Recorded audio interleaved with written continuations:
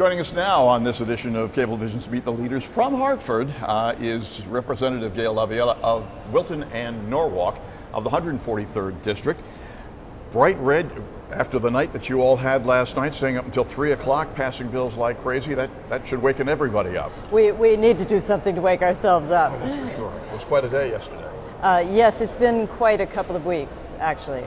This session has really given us so many things that have to be done, and Connecticut is in such a state that, we really had to put the state finances back together, right, and we really had to create jobs. Those were the two big priorities, and I'm not sure, frankly, that we've addressed either of them adequately. The representative is a Republican, of course, so that you were not necessarily rubber stamping all of the ideas that the Malloy administration came through with on this. Where do you see the major difficulties from your philosophy and your thought on this?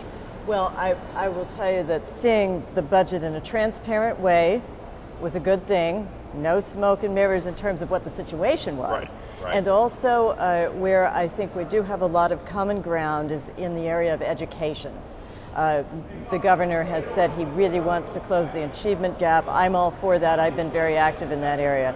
But where I think the difficulties are, I did not vote for the budget, and I was very pleased to have an alternative to vote for. Okay. I didn't just vote against something. I voted for the Republican no tax increase budget.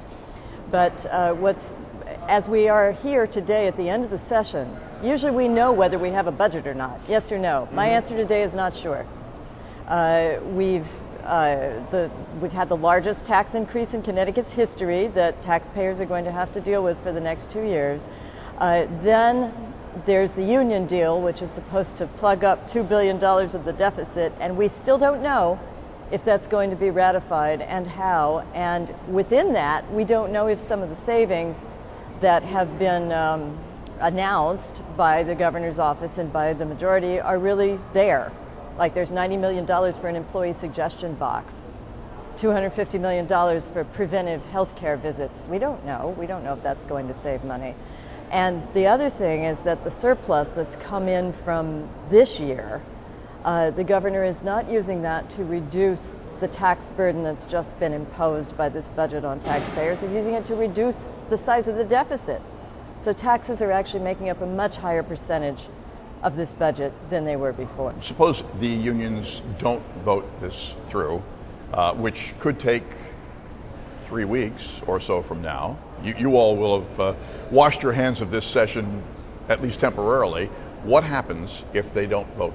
Well, that's a very good question, David, because earlier in the session, the governor said that the General Assembly has always had the right to vote on state employee contracts, up or down. He insisted on that. I even co-sponsored a bill that required that.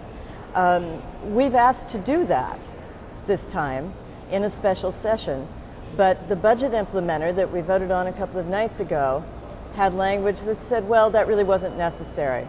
You can't tell. It's not required.